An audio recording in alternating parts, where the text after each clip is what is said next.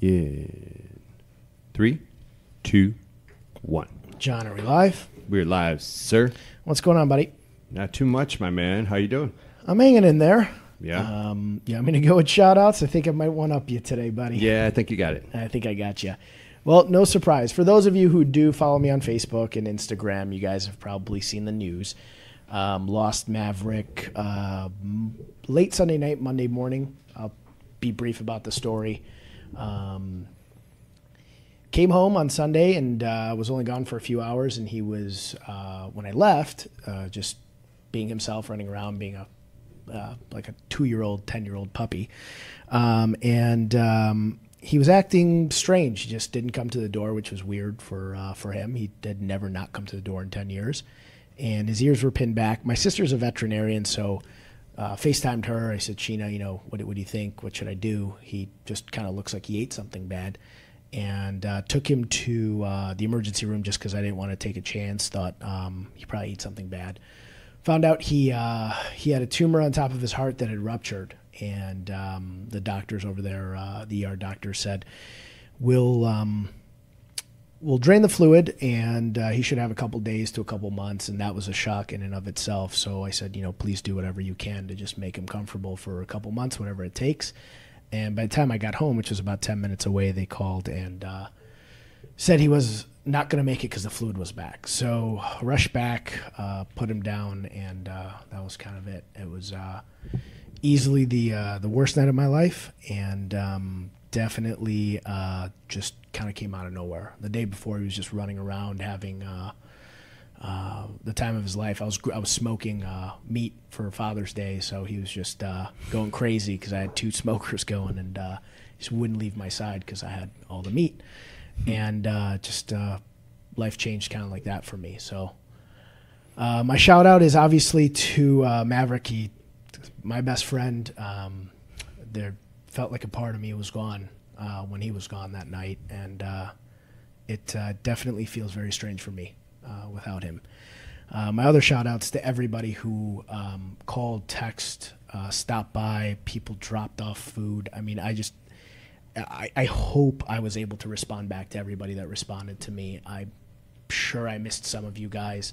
The amount of love that I got for me, for Maverick, people who hadn't met him saying, your posts about you and Maverick, we used to watch him. We felt like we knew him. We cried. We had never met him before. Just the amount of love I got from people was unbelievable. So shout out goes to those people, and then obviously Maverick for his best 10 years of my life, and I do my very best to be the guy that I'm sure he saw me as. So it's my shout out, and again, thank you to everybody. It was very heartfelt, and yeah, thank you. Yep. On that note, of course, I know just from us being friends and seeing all the pictures and videos and silliness, he was a very happy dog, and you could tell that you two were buddies, and you'd go out and play and goof. And actually, I saw the pictures of you smoking all the meat and him sitting like in the background. And I was like, damn, man, I got to get an invite over there. It looked like what you were doing. It looked great. So, our hearts collectively broke for you because it was so out of the blue. And, anybody that knows you, like you said, he was a part of you. And so our condolences, I guess that would be. I tried to reflect as much as I could the last couple days. And, if you have a dog, and people who have dogs kind of get this, there's an unconditional love a dog has for you that is just unmatched. Whether it's friends, family, your dog just loves you at a level that's just unjudging. And I'll share an article in the comment section after this that somebody sent me, and it was a 6-year-old's viewpoint on a dog passing away, and it was brilliant about how a dog views life. Sure. And I was just thinking of why are dogs' lives so short, and it's just and people who don't have dogs and have kids will probably think I'm crazy, but you love a dog like you would love a kid. And you're not supposed to lose your kids before yourself, typically in life. And I think dogs, they teach you how to love unconditionally, and they also teach you how to deal with loss, which is what I'm processing now, obviously. Sure. So it's, if anything, anything's a life lesson, and Right. he left me with a pretty big one. Well, So. again, condolences, and I saw how many people reached out to you, and in a weird way, small way, it had to make you feel a little bit better to know how much you mean, and in part, Maverick does as well. So, Yeah. Thinking of all the good memories. There's a lot of sure. funny ones. I went through every photo that I had on my phone. I was just kind of going through it, and all the goofy, fun memories. And yeah. I was very, very lucky to have them. You post a lot, but I can only imagine you must have. I have thousands. Right? Yeah, I have thousands of them. Yeah, some really goofy ones from when he was a puppy till now. So yeah, thank you. Shout out on my side of the coin, completely different. I want to give a shout out, as I do oftentimes, to first responders and law enforcement. The Port Authority in Philadelphia found in shipping containers, 16.5 tons of cocaine. Whoa. Seized it. Party. It was $1 billion worth of cocaine that just got seized at our port in Philadelphia. Do they know where it came in from? Yeah, actually, it bounced around South America, wound up coming up to Philly, and it was actually headed to Asia. It wasn't even bound for here, from what they could tell, but it was bound for Asia, and it was sitting for however long. And I don't know how they do it, and I'm not even going to pretend, but just a shout out, because whether it's here or Asia or wherever, the amount of after it got cut up and distributed, whatever, the amount of kids that would have affected poorly, that saved a lot of lives. So I just want to give a shout out to Port Authority. I always do for cops and ICE and all of that they've got a lot of people poo-pooing them, but they do a good job. They try their best, and they got a big one this time. So, yeah, awesome. Yep, shout out. That's all I got on cool. that. I'm excited for today's show. I didn't know until I walked into the studio that the two lovely ladies here know one another, and their backstory is incredible. I'm going to get into Kellee Johnson first. She's the principal and founder of the Ballast Group. I'm not going to butcher what the Ballast Group does. I always tell everybody I'd rather you tell us what you guys do. Thank you for coming on and tell us what the Ballast Group does. Yeah, thank you. Well, to start, I want to dedicate this podcast to Maverick. Oh, thank you. I am an incredible dog lover. My dog, Junie, a Persian term for darling. Yeah. She's 10 and a half too, and she teaches me a lesson every day.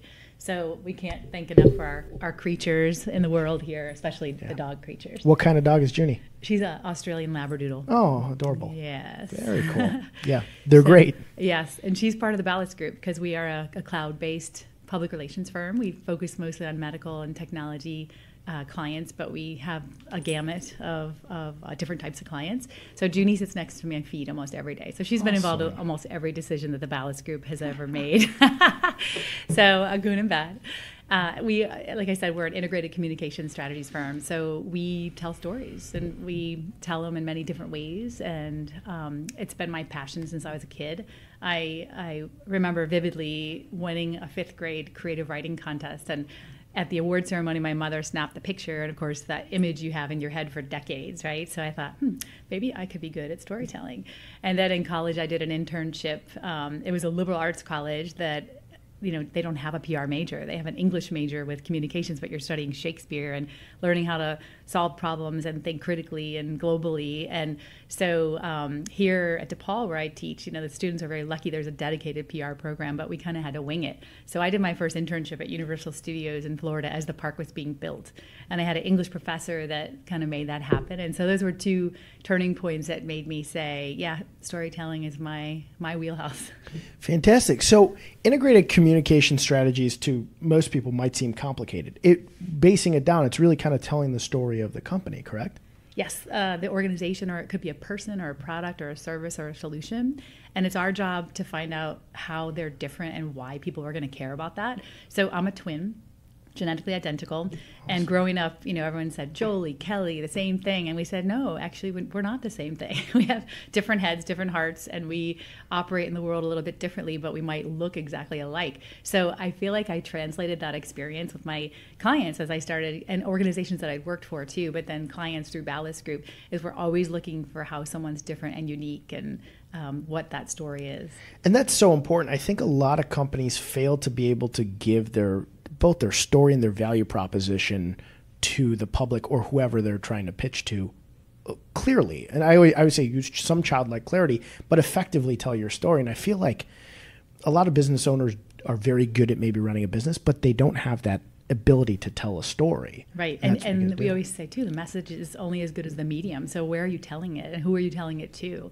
So you can target ads today to the right kind of people, or you can and be more strategic about it. But today, sort of telling a story is a lot of content. It's not just earned media and getting in the Wall Street Journal or Cranes or Barron's. It's telling the story in multiple different channels. So to guide your clients on what are the best channels for them takes a lot of skill. I did a little looking into what you guys do. So you brought up the idea of earned media, but you do paid media, shared media, owned media. As a business owner myself, I never thought of media as, almost 4 different platforms like that. I just thought, I pay for stuff on Facebook, I pay for some stuff that now goes to Instagram, and of course people share some stuff, but I never, in my mind, thought of it as you have to hit all 4. It's become that way. So when I first started Ballast Group, I always like to say a pure traditional PR person. So it's working with reporters or editors or producers to tell your story. And over the last decade, it's become where you have to use those other channels. So not only earn, but paid, shared, and owned, and integrate them. And then you're hitting almost every avenue you can to make your audience work for you. So you want to hit all of it, is what you tell people. Yes, and depending on budgets, clients might say start here, and then let's add as we go along. And you guys have, if you take a look at their website, the website has some of the largest companies out there. Smaller companies can come to you guys as well, correct? We love entrepreneurs. Okay, when I became one, that's my passion, actually. It was a fluke how I became an entrepreneur. It was a bad career mulligan. Well, tell us. So it's sort of a design and default a little bit. But I moved here to work for a multinational company across the country, and the job that I interviewed was not the job that was there. And I was miserable like a zombie walking into work every day after commuting almost an hour and a half to get there one way. So I started asking and questioning my values and my purpose. And I actually put a sticky on the computer that said, do not take on their dysfunctions. Yeah. So, when you put as much into life that we do in our careers, you want it to be fun and you want to add value and you want to have a set of values that drive you. And I didn't have that there. So I said, what do I want to do next? And I had never activated my network and started calling a couple of people. In fact, a dear friend that I worked with at Tropicana years ago in Florida, he now, at the time, he was running Safeway in their marketing department. And he made one phone call and said, hey, we got a consulting gig for you. Would you like it? And I said, absolutely. So I realized after 6 months that I was working for myself. And I thought, I like this. Let's take it further. And I never looked back. I have found incredible talent and team members of Ballast Group, as well as subject matter experts I can bring into our projects, because I mentioned earlier we're cloud-based. So we staff up, we can expand or deflate given marketplace conditions, but these subject matter experts I can pull in on projects that I have no idea about, oil and gas or financial services. And we now have the ability to help clients in those spaces because I can take subject matter experts to become a part of our team. Yeah, you can add let the chef do the cooking in really different wider range of areas and expertises. Yeah, it's kind of what college taught me too. I mean, having a liberal arts background, it's you're curious all the time, and I think that's one of our company values is curiosity. In our field, especially PR and creatives, if you're not curious, you'll die fast. Yeah. Well, I think one of the biggest mistakes of entrepreneurs and small business owners when they're first starting is not working with a team like you guys, or having a real set forth plan of what you want to do with whether it's social media, your shared media, paid media, earned media. I didn't know all these things. I'm actually, after this, probably going to go and take a look at all of it and learn, or reach out to you guys. But just having an idea of telling your story. I think people are so busy just getting, the doors open and getting everything running and maybe buying computers and just doing everything they can. A lot of entrepreneurs, especially small ones, are doing a million tasks themselves that they're probably not good at. So do you see that people tend to come to you when they're now lost, or do you see that a lot of people are coming to you up front when they first start off? It's a blend, but mostly they're launching something. They have something new to tell the world, and they don't know how to tell it. Or they're a brand new startup with 4 employees and no revenues, but they have an incredible solution to a problem, and they want the world to know about it. We helped put one company on the map overnight. In the media world, especially the earned media world, if an NBC affiliate picks up a story here in Chicago, any NBC affiliate in the country can pick it up. And a lot of them do, because if the why is known, right, the why people are going to care about your story, then why would they send a whole new crew out to cover that story in their market when it's already been packaged really nicely to be picked up in their own market? So they were on the map overnight, and orders started coming in from 32 different states. It was really magical. Like when those moments happen in my world, it's exciting. Yeah, I'm a geek. I think excited about that. Collectively, all 4 of us in here might be. And you said you teach at DePaul as well? So it's really a passion piece for you, because you're teaching very early on students what you do at Ballast. I started out as an adjunct professor, and it was about 15 hours a week. So it's a commitment. Yeah, that's a real for commitment. one class, 30 students, and I love it. I'll always teach. And then I morphed it into guest lecturing, and now I mentor at the Coleman Entrepreneur Center at DePaul too. So I like seeing people's light bulbs go off, and I like seeing when they have a passion about something, and I like to help foster that. Awesome. And how does somebody reach out to you? What's the best way for somebody to get a hold of you guys? Website, ballastgroup.com. Ballast, by the way, is a sailing term. Tell us about it. I know what it is. But it's an engineering term, essentially, but ballast is the weight of a ship that helps keep it moving forward and steady in the right direction. Okay. It could be people, it could be a keel or lead in the boat, but I use that as a metaphor for our clients, that we help keep them steady and moving in the right direction, if not exceeding where they want to go. So, and there's a lot of good nautical references in our world. In free time, you love to sail, is my guess? Tonight I'm You're racing. going tonight? Season started, but it's freezing, and the fog is setting into our lovely June in Chicago. So what is I race cars, not boats, so I'm very big into racing things. And our next guest is into racing bicycles. Yes. Well, you're into them too. How does racing boats work? Oh, it's exciting. Sailing to me is probably one of the best teamwork sports ever. And I played volleyball in college. Okay. And you have a role on the boat that you do, and everyone knows what they do. But then when the wind comes up, and I'm 2 feet away from you, and you can't hear me because the wind is carrying my words behind me, everybody watches out for one another. So you're helping and you're watching, and safety first, right? There's some accidents that have happened, especially in the Mackinac race, the big race here that is every July. You just always have to be aware of your surroundings. And it's just fun. I mean, I love when the engines shut off. I don't like engines. I don't like the smoke. I don't like the fumes. Yeah. But when the wind is powering you, and it's Mother Nature, and you never know what you're going to get, it sort of, again, makes you curious the entire time you're on the water. Well, it's problem solving and teamwork, like you said. Always. And so, like tonight, what are you guys going to do? So tonight, it's early in the season. There may not be that many boats out. Admittedly, it's my first time. I've been traveling quite a bit, so I've missed a couple races. There's a race committee boat, and then all the boats start leaving the harbor, and they go out about, I'm not sure, about 25 minutes offshore, and there's a course set up. And you check your watches, and the gun goes off at a certain time, so you have to get into the race sequence and make sure you don't go over the line early and don't knock someone out. There's lots of rights away on the water and rules. So once that race starts, it's kind of like everybody can see where they need to be, but people take different tactics. It's sort of a metaphor for life. Sure. I know where I need to be, but I might start out going left or I might start out going right. And then you shift. If you're not the lead boat, you're watching the lead boat. You're saying, what's he doing differently that I'm not doing? So it's fun. And then, of course, once you go through the finish line, everyone starts popping the celebrations, the libations, Fantastic. And we talk about the night. So when does it start? When the sun goes down? Before the sun goes down. Before the sun goes down. And that's why you have a hard set. You got to get out of here. I do. Oh, you're going racing. Going racing. I love that.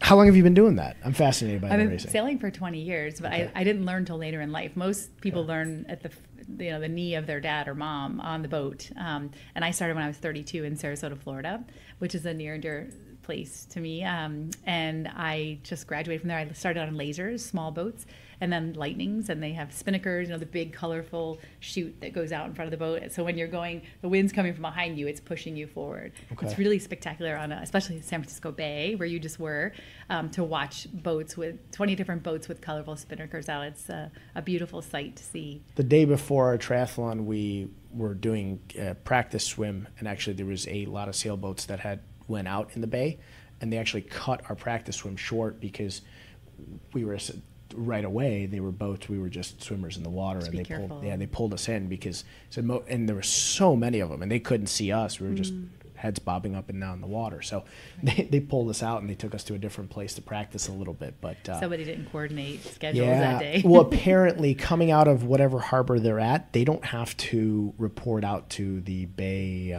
whoever it is that watches the bay. They can just come out of that harbor. So the people that had scheduled our swim said we would have had no idea that they were coming out, and they just pulled out, and everybody's like, they were yelling at us, get on the boat, get on the boat. Crazy. That's how a woman lost her leg here in the Monroe Harbor over the Sea Dog, the motorboat accident, but she was swimming, at training for a triathlon, and got from her knee down. From the Sea Dog? They just didn't see her. Nobody knew. As a swimmer, you have to be really responsible. Right. It doesn't matter how hard your arms come out of the water. Yeah, they people can't see you. Wow, I didn't know that. Well, I'm not going swimming in Monroe Harbor anywhere near the Sea Dog. No, let's avoid that. I think I'm going to stay at the Lifetime pool. It was working out just fine for me until I jumped in the bay. That seems a little more calm, a little easier. For sure. Do you use fitness and these things as a way to just get away from work? And also, obviously, it's a metaphor for, the racing's a metaphor for life and business, but is kind of fitness and everything what you like to do in your free time? I think no matter how hard we work and what we do in life, if we don't have our health, we don't have anything. Right, and I've had health scares before. We might talk about that in a little bit, but I feel like people, especially entrepreneurs and executives, need to learn how to take care of themselves, because if we can't take care of ourselves, we can't take care of our teams and our clients and our life. And I've established some pretty good practices, I think, for eating and hydration and staying fit, working out 6 days a week. I think it's just my outlet for clarity and to decompress. And I usually do it in the mornings. I don't know why. Are you a morning person? Yeah, up early? 5 in the morning. Oof. I mean, I was born at 5 in the morning. They say whatever time of day you're born, that's why you're either an early riser or not. I was 3:15 p.m. That's why I'm a late riser. Makes a lot of sense now. Mm-hmm. And you're doing a 50-mile bike race with our next guest? I am, and she's going to give me some tips because I'm not a pro like she is. But we have 4 months to train for it. Well, one of your favorite books is one of her favorite books, and I'm going to bring her on right now because I think we're going to have a great roundtable at the end of this. And she's kind of the mentor into bike racing for you? She was my life coach. Which is awesome. Business coach, life coach, Debra. Well, I'm going to bring Debra Sunderland on. She's the founder of the Sunderland Coaching LLC group. I have had a lot of fun talking with her before we came on the show. I'm going to let you, just like Kellee did, tell us what Sunderland Coaching does, and then we'll just kind of get into Absolutely. Thanks for having me. Of course. So it's interesting hearing everyone speak today. What I do is for people to live an abundant life and for them to notice that it's not outside of themselves that's ever going to bring them joy. And I really lead the highest leaders that I could possibly meet here in Chicago or in the world and realize that they are still not getting the results they want and they're still looking outside themselves for security, control, approval. And so my work is coaching them to understand their unconscious behaviors and statements to themselves that are getting them the results they don't want. And so how are our results, whatever we have in life, when they're not for us, Maverick, dying, my near death, Kellee's near death, how are those things to teach us from a deep, deep core way? Sure. And even anywhere and result in between in our life, that if everything is for our learning, there is no mistake. Sure. So that's really where I play. And so I have a group of a team that believes and practices this for themselves and in their work, and then they coach under me, and we coach teams, leaders, CEOs, executives around taking responsibility on what are they creating for themselves in their work. Instead of blaming themselves or someone else, how do I take responsibility and learn from this, and how do I raise up a culture that's about learning and growing together? Well, that's so important. I looked at, things you do. You talk a lot about culture, and I think culture in a business environment or your home environment, any environment really is of the utmost importance. And I love that you touched on you have to learn from everything. The last 2 days, that's what can I learn from this? What can I take from this? What can I learn from A, losing Maverick, and B, just my dog in general, my relationship with him, and just how to cope with loss. So I think there's a learning piece in everything we do and everything that happens. You touch on the 15 commitments of conscious leadership, and both of you said that was a book or something that you guys both utilize a lot. I've never looked into it, and now, especially because both of you are kind of advocates of it, I'm going to. Tell us a little bit more about that. Yeah. So it came about right after my accident. So 6 years ago, June 1, I was in a national criterium race. I raced criterium bike racing and was unconscious, literally. And when I came up out of my coma, I was told that it was going to take my body 3 years, my brain specifically, to heal. And unconsciously as a child, I learned to tell myself what I was going to believe and create from that what I was wanting to create for myself. I grew up in a family that was not healthy and safe.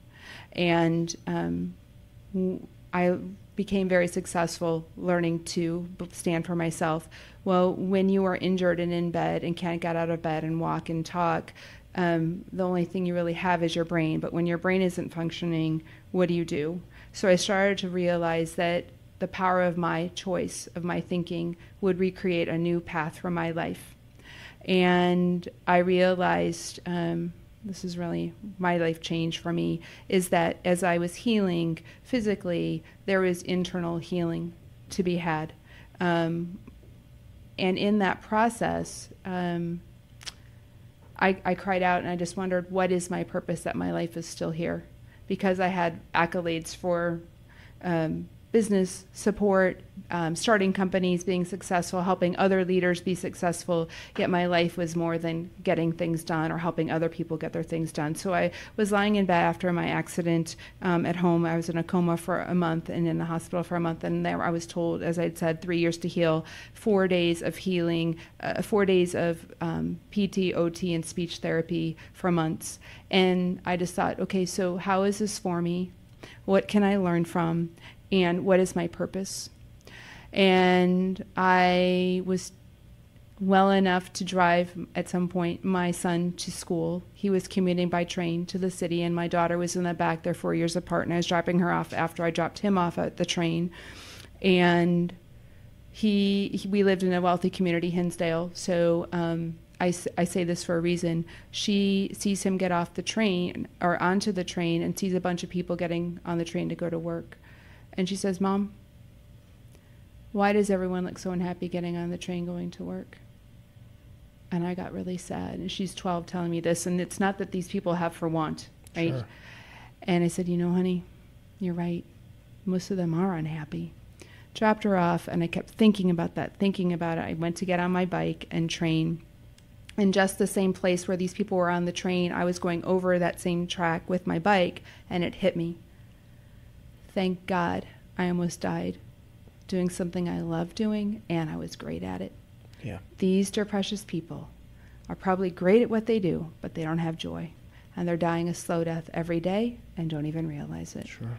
My calling is to ignite that, wake up for them, get out of the autopilot as to what is success, what is bringing you happiness, and to support leaders who have the most really live an abundance from inside, not just outside. And in that process, I started to seek out different coaching and how do people coach and what's the philosophy around it and how is that coaching going to support my growth to coach other people. And I came upon the 15 Commitments of Conscious Leadership. And I read just the introduction and I was like, this is it.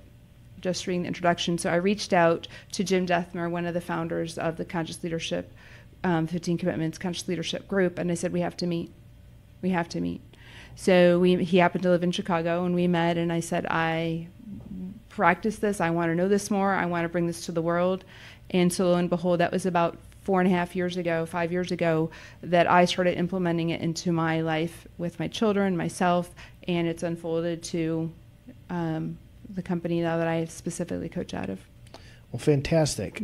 I agree with you on everything, and specifically, I see people all the time. I've noticed the sitting. I drive a lot, so I sit in traffic, and you see people driving to work, and if you look out of your window, you see a row of very upset-looking people, just kind of in a monotonous rut, just going to work every single day. Yes. Like you said, you're dying a very slow death. What do you think it is? Is it the culture? Is it just monotony? What causes that? Because most people don't get into a job or a profession that they know they're going to hate 2 years, 3 years, 5 years down the line. Yeah. What is it that over time just creates this, I hate what I'm doing? Yeah.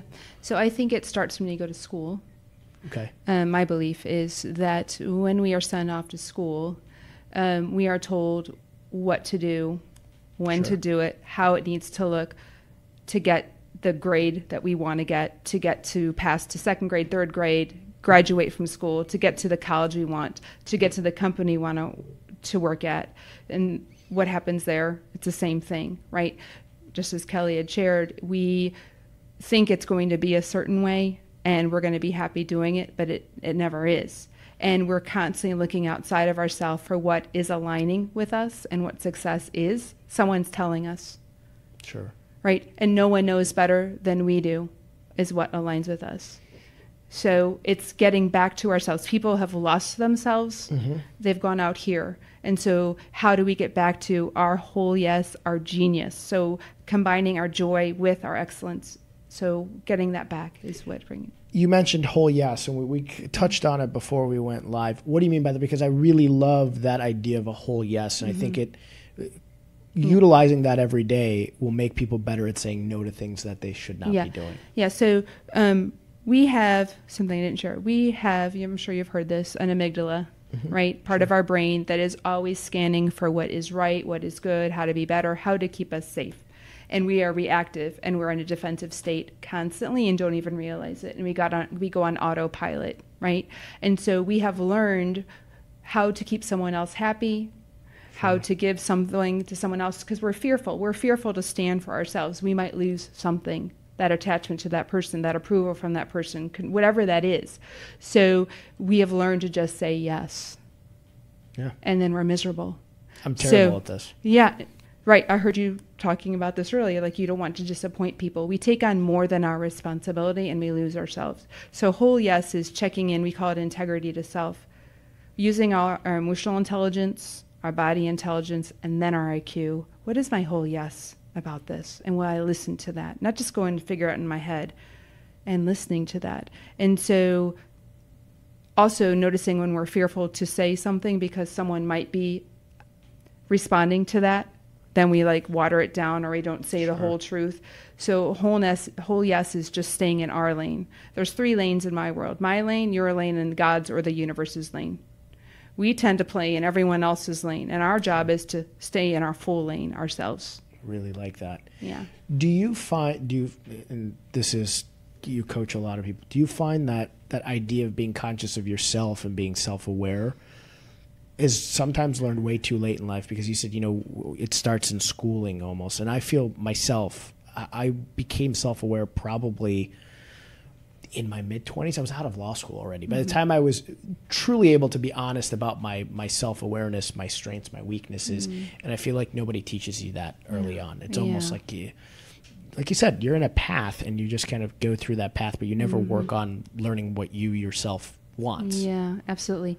So I'm really excited because I work here in Chicago and I also am working in Nashville. I'm bringing this work there, and I mentor at the Entrepreneur Center in Nashville.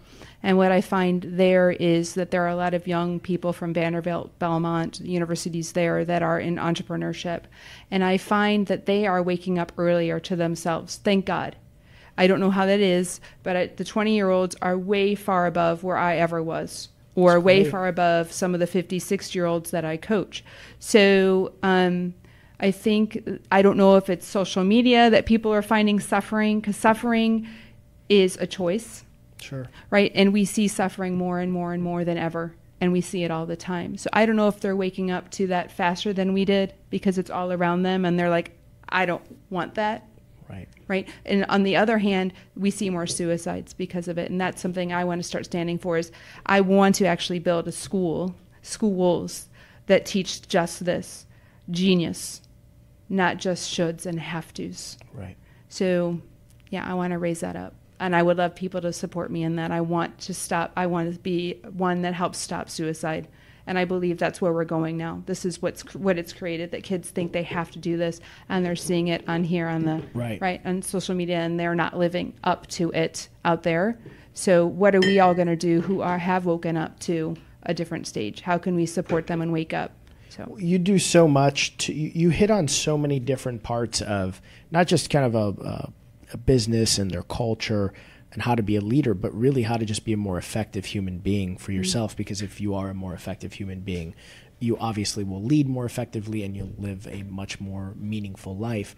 What kind of, I know you mentioned some events and some places you work. If somebody wants to come and get coaching or leadership from you, how do they do it? I know you guys have events coming up. Tell us a little bit about how people get a hold of you and get, I guess, exposure to all the good things that you're coaching. You. So sunderlandcoaching.com. My website. Feel free to call me anytime. Getting a coaching experience is wonderful, because it's an experiential thing versus just a reading. And then I'm offering a lot of events at my retreat center in Nashville. So people from all over the country are coming there to experience leadership that way as well. Do you have one? There's one coming up in July, correct? There is one coming. There's actually a 3-month session going on starting in July as well. And then in August, September, there will be events in Nashville. Fantastic. I'm going to Nashville tomorrow morning. I'm excited to go. Yeah. So next time I come, hopefully it'll be coming down to see you and some of your events. I would love it. Come on down. Any tips in Nashville? Have as much fun as possible. Any good barbecue spots? I don't eat meat. So. Oh, okay. Well, although, if you're looking for vegetarian, Avo is an awesome place. I give them a plug. We're probably going to skip that, but if we get tired of the barbecue, that's where we're probably going to... Lots of great music all the time right now going on in Nashville. So if you're into music, you're going to the right place. I love country music, so I'm going right down to the right place. Yeah. One thing I do want to touch on before we do some roundtable is culture, because I want to go back to that. I feel like I use it as a value proposition when I'm trying to get somebody to come into our office. You know, I say, hey, our culture is, it's a lot of fun. We do every 6 weeks, we try to do an event to get everybody together, just so that people collaborate and they spend a lot of time together, and it's just a good working environment. When you go in to do kind of maybe it's a rehab or an overhaul or just a coaching on somebody's culture, what are the things that you look for to make a good culture, if that's an even definable term? Yeah, so I start to notice, is there a blame culture or is it a curiosity culture? Okay. Is it one where there's collaboration and communication? Is it a place that can be heard and said and accepted of everyone without judging? Can we just hear each other without filters? And could there be some truth that someone's telling me? Or is it, it's their fault that this didn't happen, right? Usually, typically, it's that way, right? There's some kind of blame. And so, hey, no problem. That's how we've all grown up. That's how our brain is. So do we have a leadership culture that's willing to look at how am I creating this culture, and will I be responsible for shifting it one person at a time? So that's what I look for, is someone willing as a leader to own their place and be vulnerable about that and own, I'm creating this culture. And I'm part of that, and am I willing to learn my own self? And am I willing to bring up, empower people versus trying to control people? Sure. And I think that, and this is just from experience, I think that is the one piece where if you just don't have that correct culture, you're going to have a lot of people come to your office looking like they're sad to get on the train, looking like they're sad to drive in. And that just has such an exponential effect on everybody else. When I go into my office, and if somebody is sad or upset or mad, or even when John and I are here, and one of us has had a bad day or something, John and I do a very good job of bring each other's moods up somehow. You know, he's had bad days, I've had bad days, and we're just good at it. There's two of us, but we also happen to be good friends now, and we work well together. But just one person in an office that just is unhappy can just really change the whole culture. Absolutely. It's an energy. It's an energy. You can feel it. I'm sure you all have walked into an office you've never met anyone, and you can sense it. Or you can sense joy. You can sense creativity. You can sense openness versus a defensive, closed, go away kind of culture. It's why I stayed home the last couple of days. It was one of those things where I said, I am going to be just a miserable person to be around, and nobody else needs to be. They don't need to be around it. I'm very seldomly the type of person that just takes a day off. Even when I had pneumonia, I took a day, and then I was like, okay, antibiotics, I can go back now. But I was like, my mood will bring everybody else's down. I just can't be that person. So do you want a little coaching right now? Yes, please. Okay. So my toss, knowing is that you're male, right? No offense, either or, male, female, and our culture is that we don't allow our emotional intelligence to be there. We talk about what is emotional intelligence, and that's most important, even more than our IQ, but yet we don't know how to practice it. Yeah. So it is really just getting in touch with getting out of our head and just owning what's here for me now. And will I allow it to just come through? And would I be vulnerable with the people that I'm with? Sure. Even my team, because the most amazing leaders are the ones that are vulnerable. Yes. And their people see them, and then that shows them it's okay for me to be vulnerable with what is coming up for me. Absolutely. And so just being in the space of, hey guys, you know, I'm just feeling whatever it is in this now moment, and I just want to share it with you. And it doesn't mean it's going to stay there. Our emotions only stay for most of 90 seconds if we feel them all the way through. Okay. If we push them away and go to our head and think through it, we call it cognitive looping, it will stay in us. It's an energy, and we will get sick. Interesting. So we want to allow it to come through us, and vulnerability, commitment for us is just speaking unarguably what's just true for me right now in this now moment. And how is that? And then notice how you might be taking on more than your responsibility. How are they going to be affected by you? You're getting in their lane. Right. So how do I just stay in my lane and just share what's coming up for me? Right.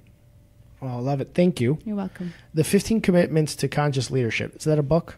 It is a book. It's found on Amazon, in paper and Audible. Fantastic. Mm-hmm. And first, yes, Kellee, you had a life change. So how did you two meet? I'll let you tell the story of how you two kind of got in touch. One of my dear friends who is also cycling with Debra and I in Charleston. She was a catalyst to get us together. She started coaching with Debra, and we went to dinner one night, and she said, oh my gosh, I've met this incredible woman. She's spunky, she's smart, I've hired her to help guide me through some major decisions I have coming up in the next year. And I said, oh, I think it's time for me to get a coach too. Can you send me her information? So that's how Debra and I met. And instantly I knew, as an entrepreneur, it's 15 years into the business almost, and I had not stopped enough to say, well, am I getting better? What can I do differently? And no one, if you're the leader, really challenges you a lot. So I wanted that, and I wanted more accountability in my life and curiosity. And I'd never set a values to Ballast Group ever before I met Debra. And she started my wheels turning. I thought, gosh, how great would it be to have a set of values, 3 to 5, that I make it known when someone comes to join the team, or if we're having issues, we come right back to the values conversation instead of a personal conversation, and it makes life so much easier to guide you, and it just feels good. So it was about 15 years in when you decided to do that? So I'm about a decade in, and we were talking off air, where I feel like that is the missing link for me, myself. I feel like I'm missing that. I haven't done that. And I read a lot, but I think just having somebody who keeps you accountable and just gives you a roadmap. I mean, I learned a lot from both of you in the last 45 or so minutes, but huge value, I'm sure, for you. Oh, it's huge. And you had a life-changing experience too? I did. I'll let you tell actually. 2 of them. Actually, yes, 2 of them. So I love what I do, and I always have, and I love traveling and seeing the world because we grew up pretty poor.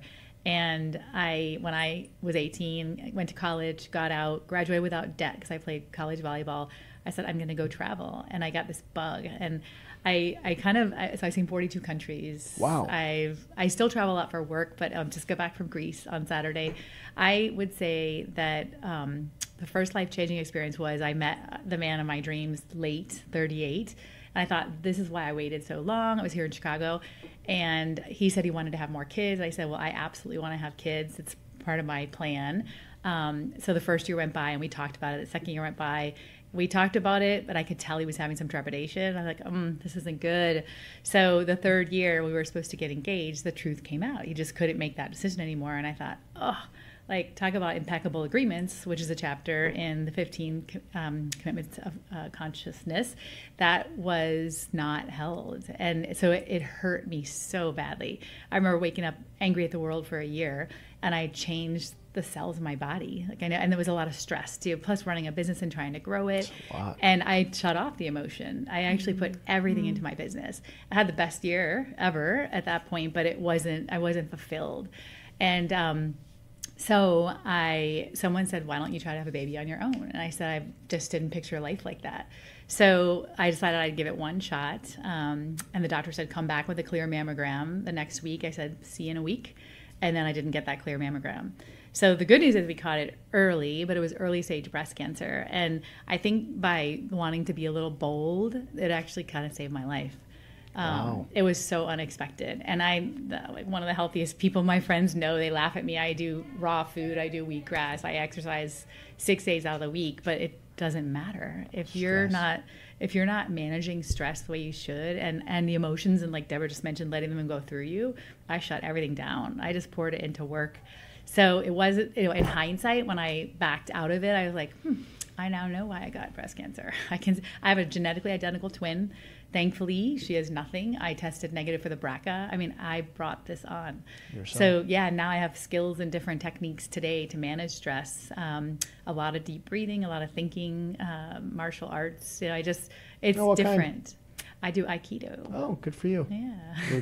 John and I are both big martial arts fans. Oh, nice. Like karate for most of my life, jiu-jitsu as well now. Yeah, it's more mental than physical, but people think it's physical.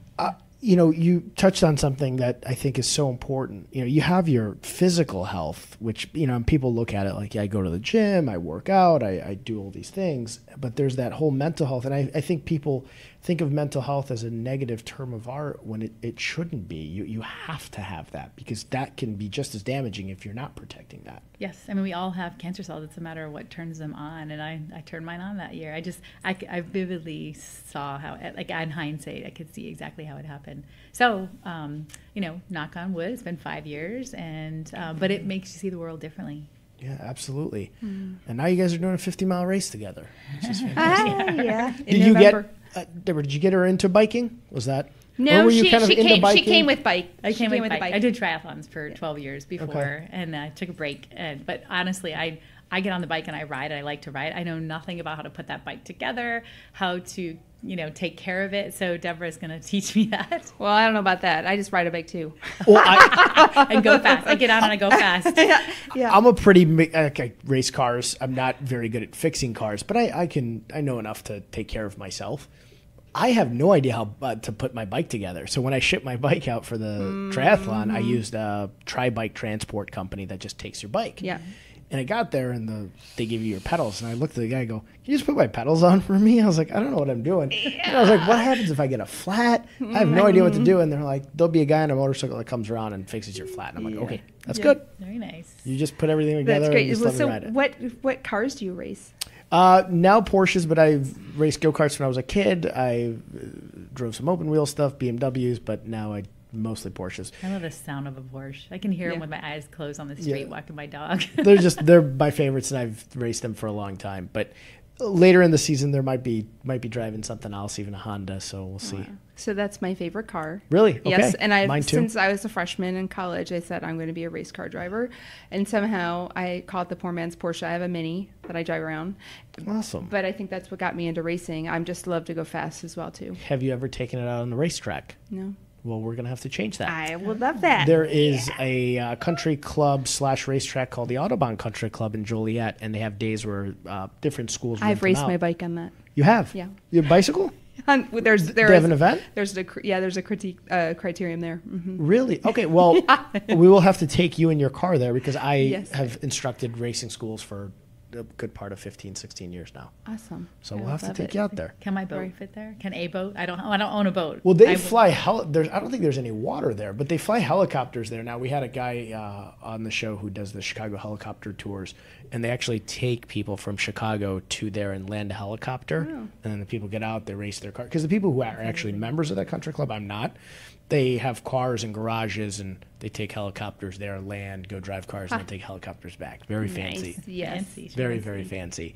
Well, I'm going to let John ask some questions if he's got any, because I know we have a hard stop at 4. Even though I feel like I could go, we have to have them both back on again, because I feel like I could do this for another 2-3 hours for sure. After our 50-miler. Yeah. I'll cheer you guys on. I'll tell you, the November. toughest part for me was the hills and the bikes in San Francisco. Yeah. I thought it was going to be the swim, but Yeah. the hills were the worst. You're brave getting in with the sharks. You in my are. book. It's just cold water out there. Yeah. The water didn't feel that cold, honestly. It was more the chaos at the beginning, I think, that was crazy. I was kicked, I was hit a lot, but I adjusted to that.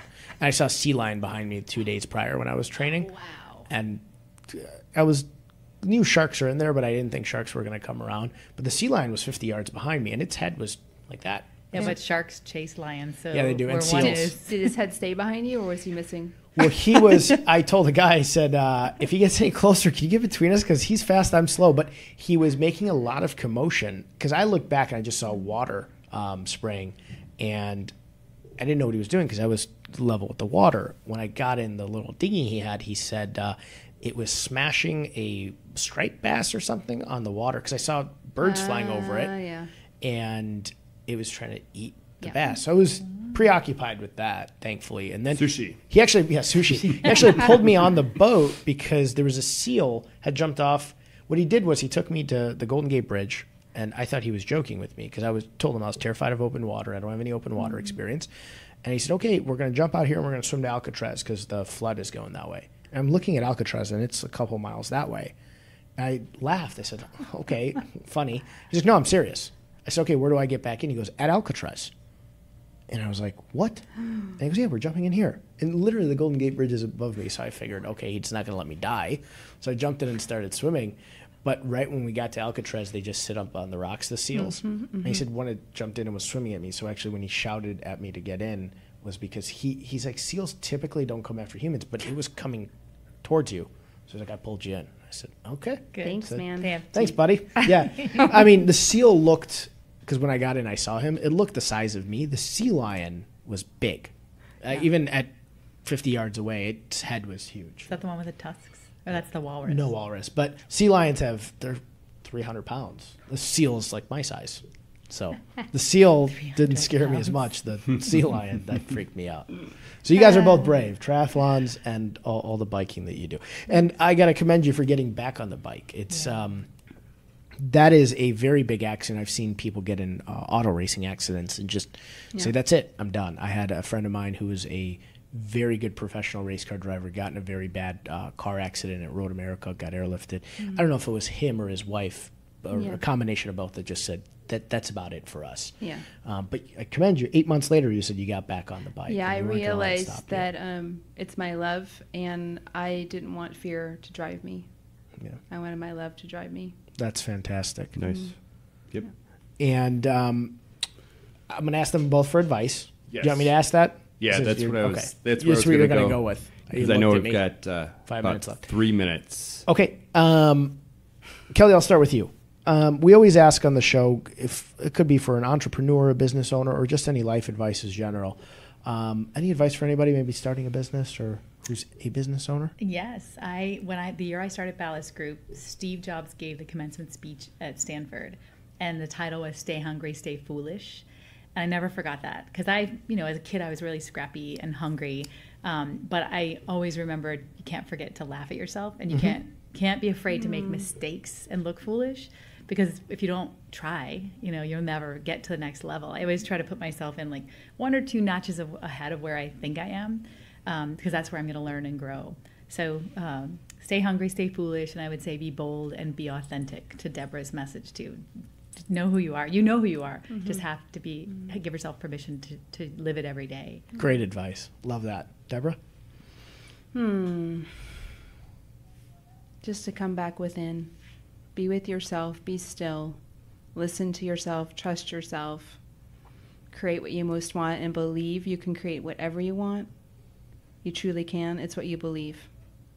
Love it. It's so much self-awareness. And I can see why the two of you have become very close friends. And obviously, I'm sure you both learn a lot from one another.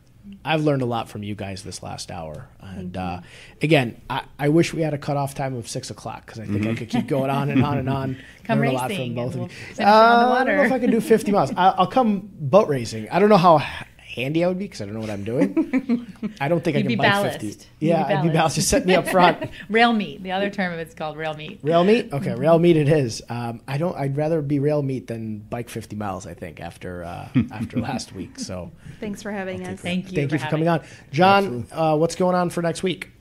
So it's our quarterly. Oh, that's right. Ask Us Almost Anything. Please, almost where we're anything. where we just get to interact with the people that watch the show and things they might want to know about you or me, business or personal. Just throw some stuff at us, and we'll be here at 3 o'clock. It's a little more casual and just kind of hang out, talk back and forth, and field some questions. You mean you're not going to have a vest and tie on next week? I'm not. Well, I might. Who knows? We'll see what happens. Yeah, guys, please ask us any questions. You can do it in advance, too. Yeah. Last time was a lot of fun. We do it once a quarter where John and I do kind of an Ask Mo and John anything. To some of my friends, you can't ask us literally anything. You can ask us within reason anything, and we'll answer. But, yeah, that's going to be a lot of fun. I'm looking forward to that. Yeah, me too. So Awesome. that's going to be it for this week so that you can get out on the water. Yeah, good luck. Good luck tonight. Thank you. Kick butt. Thank you. And is Hopefully it you're the actual- lead boat and everybody else has to follow you. The boat's no problem. The boat's name is No Problem. No problem? Oh. No problem. You're going to win. No nice. problem. Nice. All right. You got anything else, sir? No, I'll see you guys All right. next week. Thank you, everybody. Thank you. 3, 2, 1.